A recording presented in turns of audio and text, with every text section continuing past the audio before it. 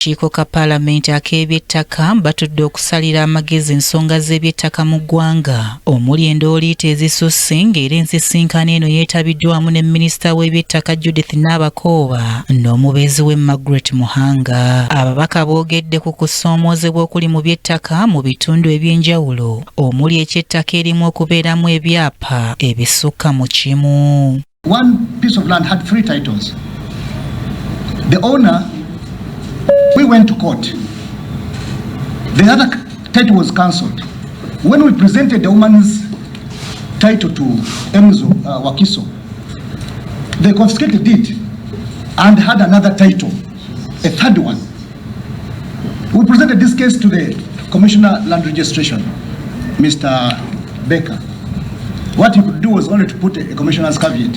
4 years. 4 years. A case, it is now 4 years. The case is not yet resolved. The Minister of Lands and Housing wrote a letter confirming that they used the land in error. Now, the one whom they used the land had given some people in the land 500 million. Yes, now he said, unless you give me money or you allocate me another land, I will keep the case in court until I'm being compensated. In purposes of fighting fraud, corruption under the land registry.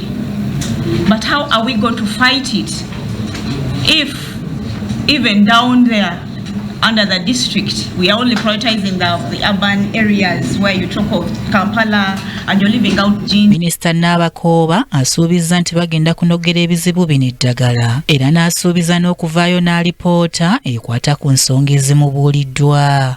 Oba ettaka bwe liba nga lirina ebyapa bisatu, ekyapa ekiba kyasooka okukolebwako kye kiba ekyapa ekituufu. Bino ebirala ebiba bizze nga bituulako biba birina okusazibwamu either by court oba commissioner akola ku by'ettaka ebiseera ebisinga. Naye kati essanyu lye tulina nti president yagamba tuleete kye tuyita blockchain technology, era kampani weeri bakola na bastaafu bange mu ministry okulaba engeri gye tugenda okutandikamu okulambika bannayuganda n'okubasomesa n'enkola okutandika okukola. Era enkola eyo tusuubira nti omwaka guno egenda kubanga etandika. Ye Minisita omubeezi ow'ebyettaka avunaanyizibwa ku mayumba n'enkulaakulana y'ebibuga Margaret Muhanga alaze nga gavumenti bw'erina enteekateeka y'okwongera okuzimba amayumba g'abamufuna mpola mu bitundu bya Kampala ebyenjawulo okuyambako mu kulwanyisa enzigotta. Looking at what you have talked about, the housing deficit, the 2.4 housing deficit.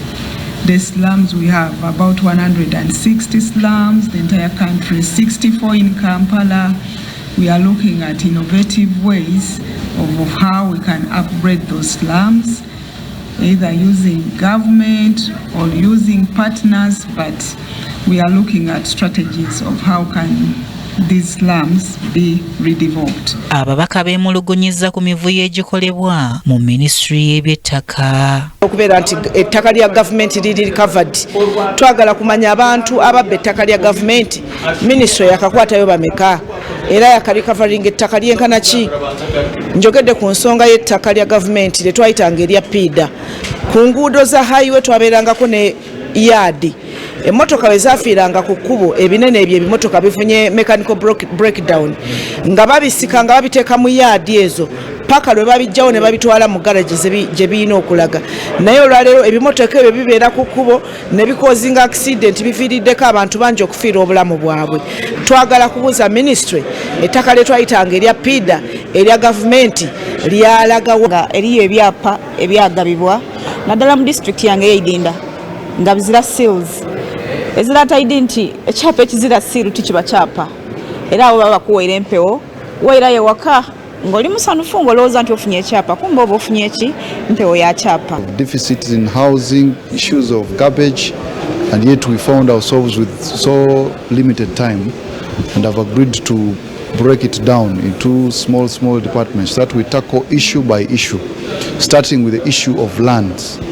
many ad hoc committees that are out there, all operating and coordinated and regulated, and all of them taking away money which would have been directed and put to one entity and which could do a better job. Kyokka Ababaka era bakizudde nti newankubadde nga minisitule y'ebyettaka esolooza ensimbi nnyingi eweebwa ntono nnyo okuva mu kittavu ekikalubya entambula y'emirimu. What strategic area should we fight for in this ministry?